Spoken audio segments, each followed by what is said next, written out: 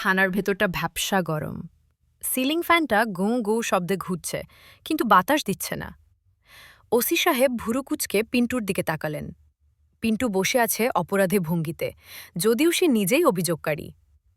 OC সাহেব গম্ভীর গলায় বললেন, দেখুন পিন্টু সাহেব, আপনার ক্রেডিট কার্ডটা হারিয়েছে 1 সপ্তাহ আগে, অথচ আপনি জিডি করতে এলেন আজ।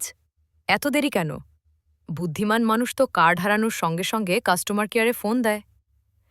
পিন্টু একটা দীর্ঘশ্বাস ফেলে পকেট থেকে রুমাল বের করে কপাল মুছল। তারপর খুব নিচু স্বরে বলল, স্যার, ইচ্ছা করেই দেইনি। কার্ডটা চুরি হওয়ার পর আমি কয়েকদিন ট্র্যাকিং করে দেখলাম চোর ব্যাটা আমার কার্ড দিয়ে যা খরচ করছে তা আমার স্ত্রীর খরচের তুলনায় অনেক কম। আমি মনে মনে ভাবলাম কার্ডটা ওর কাছে থাকাই ভালো, এতে আমার কিছু সাশ্রয় হচ্ছে। ওসি সাহেব অবাক হয়ে চশমাটা নাকের ডগায় নামালেন। বলেন কি, চোর আপনার উপকার করছিল?